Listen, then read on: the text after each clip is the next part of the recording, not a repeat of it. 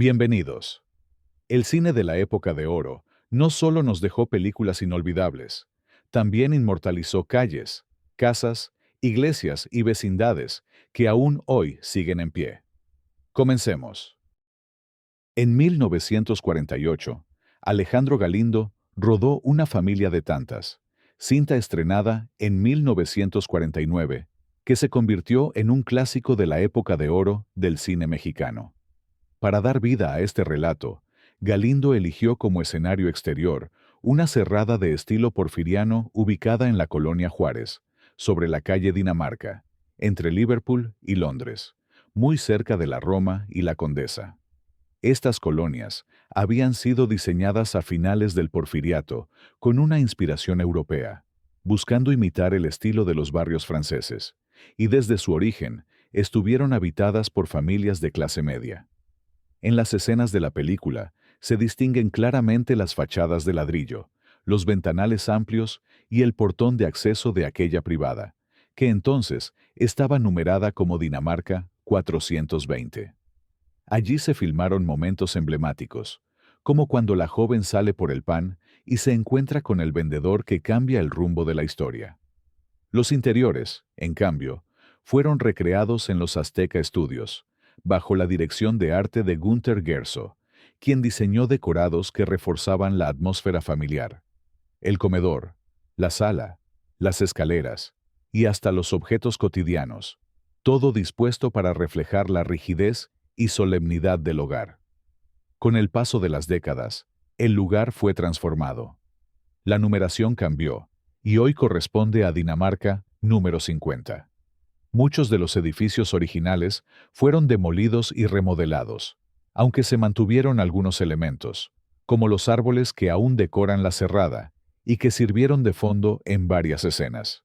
El jardín frontal y parte de la traza original desaparecieron, pero todavía se conservan vestigios de aquel espacio que, gracias a la película, quedó inmortalizado en la memoria colectiva. Actualmente, el conjunto es de color naranja y está dividido en departamentos. En la esquina donde en la cinta aparecía una panadería, hoy se levanta un 7-Eleven, símbolo de cómo la modernidad terminó por borrar ciertos rastros del pasado. Así, la casa de Una familia de tantas se mantiene como un testigo silencioso de la transformación urbana de la Ciudad de México, un lugar donde conviven la memoria cinematográfica y la inevitable modernización de la colonia Juárez.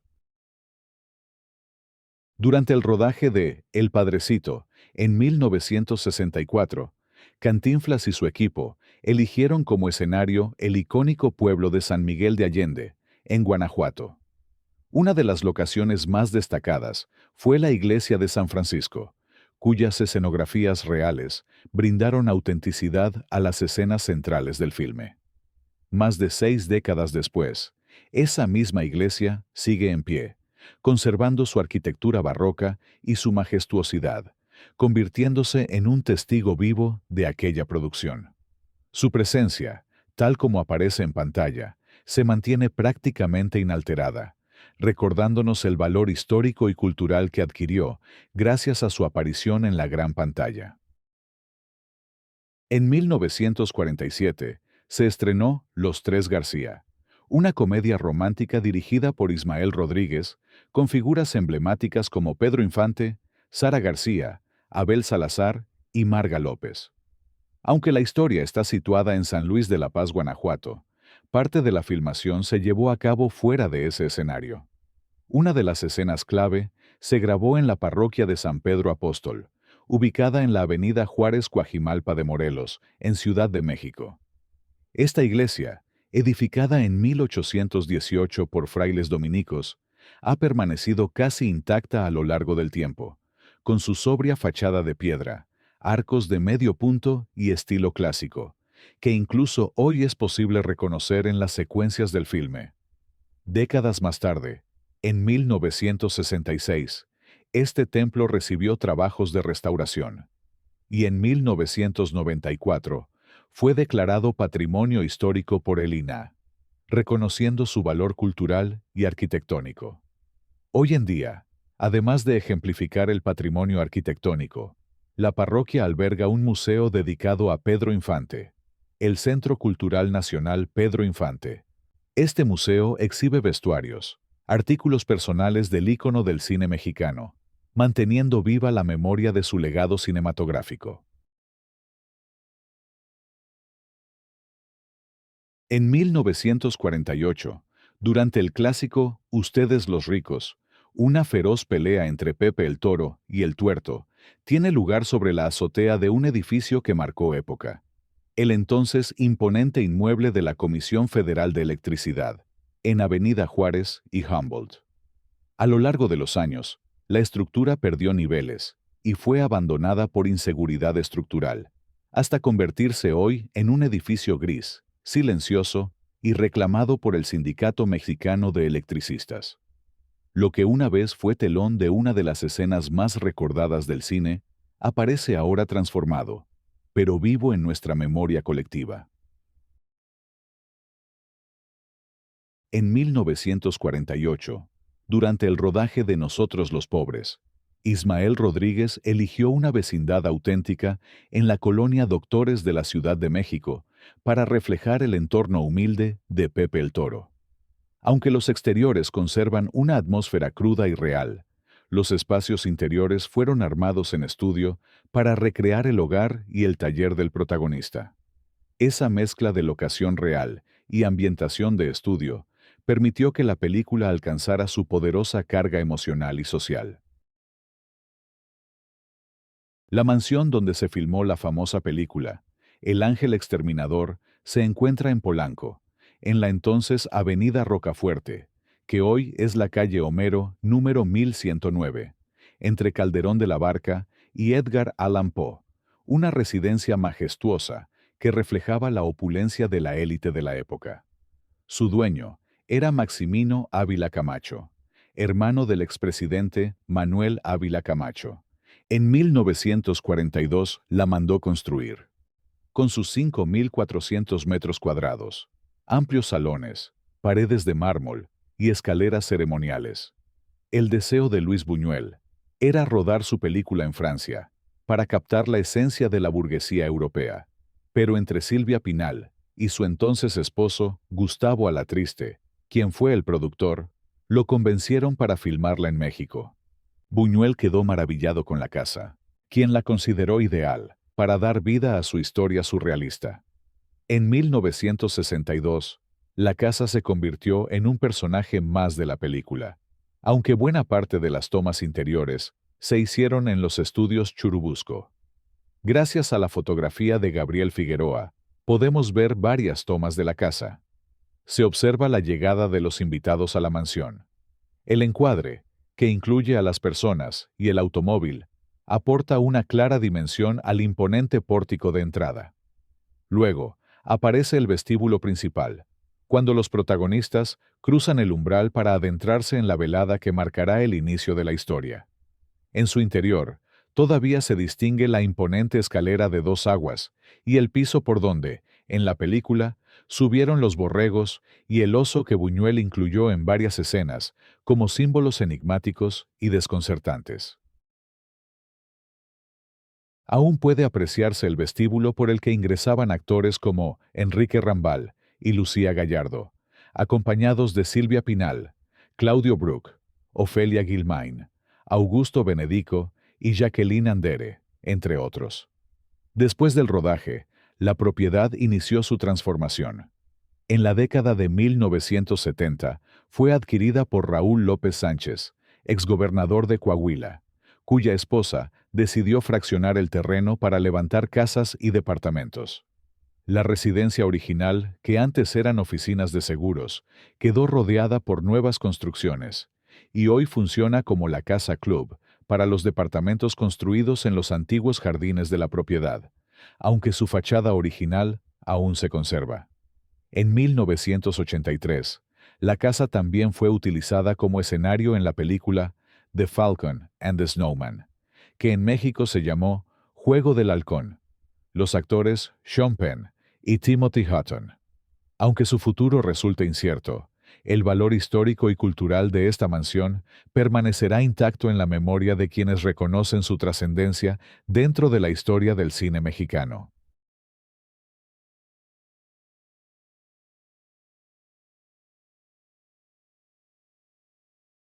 La película El Gran Calavera inició su rodaje en los estudios Tepeyac, una comedia dirigida por Luis Buñuel y protagonizada por Fernando Soler, Rosario Granados y Rubén Rojo. Se filmó en 1949. Una de las últimas escenas se filmó en la parroquia de la Sagrada Familia. Durante la escena de la boda, el discurso machista del sacerdote que intenta casar a Virginia es interrumpido por la voz de Pablo al micrófono. Arrepentida, sale corriendo para irse con el amor de su vida. Hoy en día, la parroquia de la Sagrada Familia, situada en la calle Puebla, número 144, Roma Norte, sigue en pie y es un referente arquitectónico e histórico de la colonia. Conserva su fachada imponente, vitrales y detalles neogóticos, de modo que cualquiera que visite el lugar puede imaginar aquel rodaje de finales de los años 40. Entre los límites de Gustavo A. Madero y Tlalnepantla, se levanta majestuoso el Acueducto de Guadalupe, una obra colosal construida en el siglo XVIII con el propósito de llevar agua hasta la villa. Con sus más de 2000 arcos alineados, como una interminable serpiente de piedra, llegó a ser uno de los acueductos más extensos de la Ciudad de México y en 1932 fue reconocido oficialmente como monumento histórico. Este sitio no solo encierra siglos de historia e ingeniería colonial, también guarda un lugar muy especial en la memoria del cine. Durante la época de oro del cine mexicano, sus arcos y senderos se convirtieron en escenarios inmortales que dieron marco a varias películas protagonizadas por Pedro Infante, nuestro eterno ídolo de Guamúchil. Aquí se rodaron escenas memorables de clásicos como Los Tres García en 1947, Los Tres Huastecos en 1948, La Mujer que yo perdí en 1949 y El Gavilán Pollero en 1951, cintas que hoy forman parte del patrimonio cultural y sentimental de México. Aunque el tiempo, el crecimiento urbano y la modernidad han transformado el entorno, el acueducto aún conserva esa aura que transporta al pasado. Cada arco parece susurrar recuerdos de aquel cine que llenaba de emoción las salas y de orgullo al pueblo mexicano. Este lugar sigue siendo un puente entre la historia arquitectónica de la ciudad y la memoria fílmica de una época irrepetible que consagró a Pedro Infante y a tantos otros como leyendas del celuloide. La imponente residencia que dio vida a la mansión de la familia Valverde en Escuela de Vagabundos, protagonizada por Pedro Infante y Miroslava, se localiza en Calzada de Tlalpan, número 1978, Colonia Country Club, en Coyoacán, Ciudad de México. Este espacio, parte del histórico Club Campestre, fundado en la década de 1920, ha sido escenario de reuniones sociales, actividades culturales y, por supuesto, memorables rodajes cinematográficos. Su arquitectura señorial y sus cuidados jardines aportaron el aire de elegancia y sofisticación que requería la trama de la película. El director, Rogelio A. González, y el productor Fernando de Fuentes buscaban una locación que reflejara la opulencia de una familia acomodada, y tras una cuidadosa búsqueda, encontraron en el Club Campestre la opción ideal. Gracias a un acuerdo con sus propietarios, la residencia se convirtió en el set principal de la cinta. El rodaje se realizó en 1954 y la película se estrenó el 27 de enero de 1955. El Club Campestre de la Ciudad de México fue inaugurado a inicios del siglo XX, pero la Revolución Mexicana interrumpió sus actividades. El lugar fue saqueado, muchos inversionistas retiraron su capital y el sitio cerró. Años después, el empresario Harry Wright lo reabrió, impulsando la práctica del golf y convirtiendo al recinto en un centro social de gran prestigio. Wright También promovía proyecciones de películas deportivas y de otros géneros, y más tarde estableció una alianza con los estudios Churubusco, lo que consolidó al club como locación para distintas producciones de la época de oro. Hoy en día, la casa sigue siendo parte del club campestre y ha sido preservada con esmero.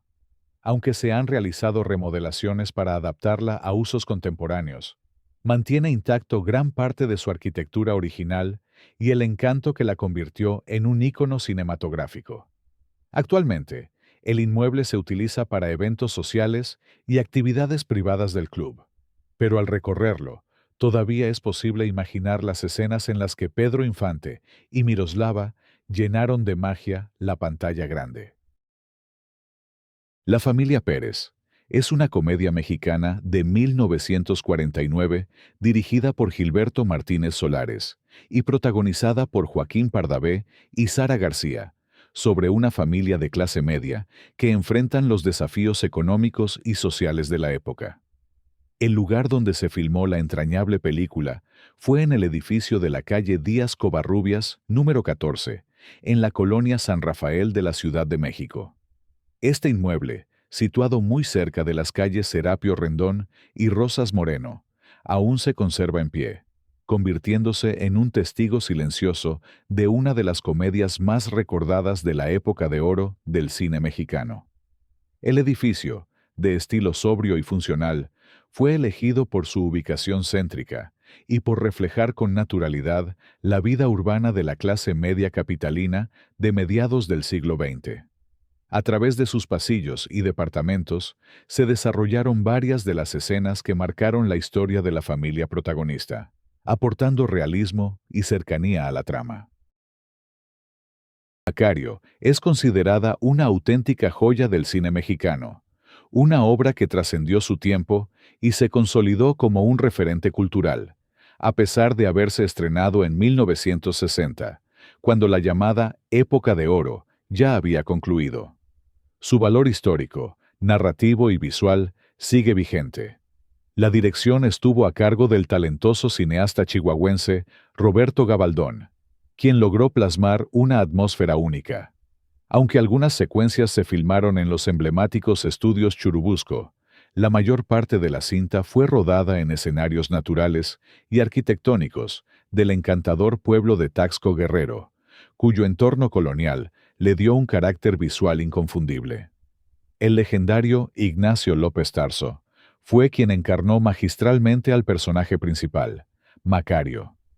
Su actuación no solo lo consagró como uno de los grandes actores del país, sino que lo colocó en la historia del cine mundial, al protagonizar la primera película mexicana nominada al Premio Oscar en la categoría de Mejor Película Extranjera. Los escenarios elegidos para dar vida a Macario no solo embellecieron la narrativa, sino que la envolvieron en un halo de misticismo que aún sigue cautivando.